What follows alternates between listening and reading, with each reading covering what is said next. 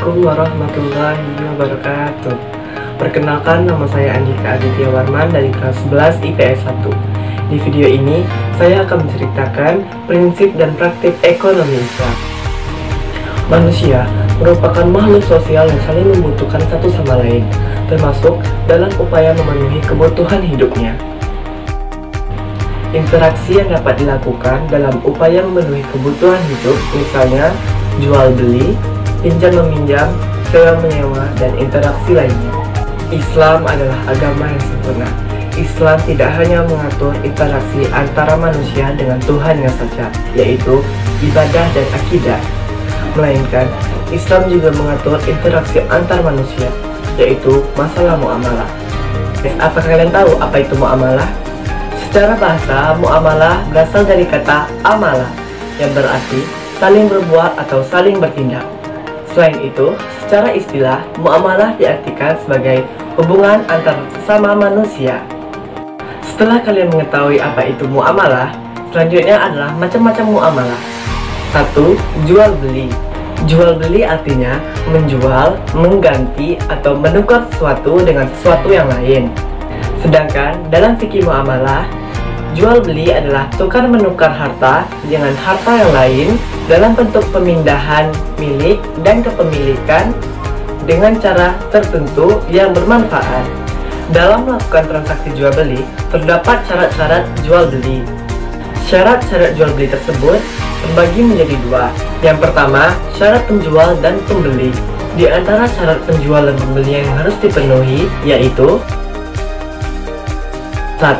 Penjual dan pembeli disyaratkan berakal. Yang kedua, penjual dan pembeli atas kerelaan atau kehendak sendiri. Maksudnya, jual beli merupakan perilaku yang didorong oleh kehendak sendiri, bukan karena dipaksa oleh pihak lain.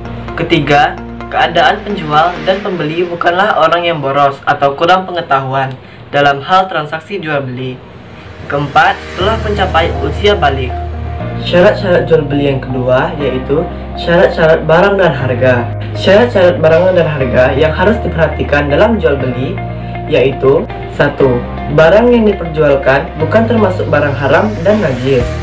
2. Barang yang diperjualkan ada manfaatnya. 3. Barang yang diperjualkan dapat dikuasai dan substansinya telah jelas dan benar. 4. Barang yang diperjualbelikan adalah milik sendiri dan di bawah penguasaannya. 5. Kadar, sifat, jenis, dan harga barang harus jelas dan telah diketahui harganya. Macam-macam muamalah yang kedua adalah khiyar.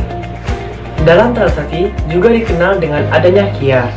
Kata khiyar berasal dari bahasa Arab yang berarti pilihan. Khiyar yaitu mencari dua pilihan yang terbaik antara indah atau melanjutkan transaksi, atau ilgah yang berarti membatalkan transaksi. Khiyar terbagi menjadi 3. 1. Khiyar majelis. Khiyar majelis yaitu penjual dan pembeli boleh memilih antara meneruskan atau mengurungkan jual belinya selama keduanya masih di tempat jual beli. Yang kedua, khiyar syarat. Khiyar syarat adalah khiyar yang dijadikan syarat sewaktu dilakukan akad oleh keduanya atau salah satu dari keduanya. Yang ketiga, khiyar ID. Khiyar ID yaitu hak memilih antara meneruskan dan membatalkan akad jual beli yang disebabkan karena terdapat cacat pada barang yang dijual. Macam-macam muamalah yang terakhir adalah riba. Saya akan menampilkan sebuah animasi mengenai riba. Assalamualaikum. Waalaikumsalam, Pak Ustadz. Wah, kebetulan ada Pak Ustadz. Loh, memangnya ada apa, Mang? Ini, Tat. Neng Naomi mau beli bakpao. Tapi pas mau bayar, ternyata uangnya teh kurang. Cep Fahmi mau pinjamkan 3.000. Tapi dengan syarat harus dikembalikan 5.000. Neng Naominya teh nggak mau. Astagfirullahalazim. Benar begitu, Fahmi? Iya, Pak Ustadz. Kan lumayan, Fahmi bisa untung. Hehe. Aduh, Fahmi. Tidak boleh seperti itu.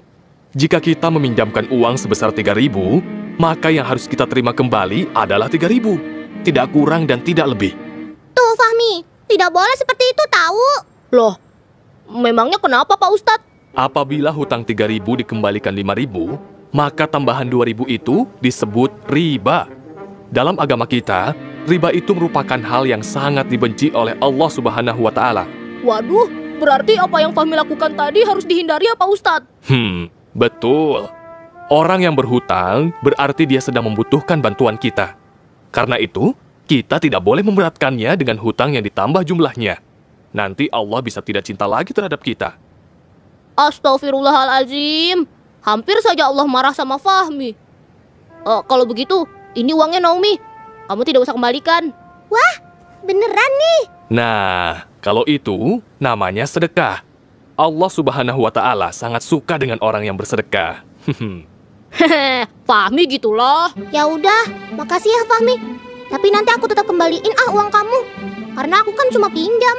Nah, biar lebih disukai Allah, gimana kalau Chef Fahmi beli lagi bakpaunya 5? Enak aja. Teman-teman, setelah kalian menyaksikan animasi tersebut, kita dapat menyimpulkan bahwa riba itu haram.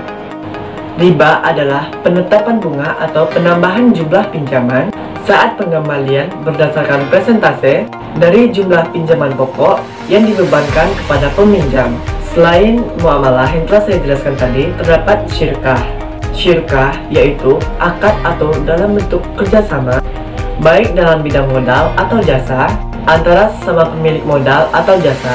Artinya, dua orang atau lebih berserikat untuk melakukan perniagaan dengan tujuan untuk memperoleh keuntungan. Sebagian praktik transaksi ekonomi Islam atau muamalah sudah berjalan di masyarakat Indonesia. Contohnya, berdirinya Bank Islam atau Bank-Bank Syariah di Indonesia.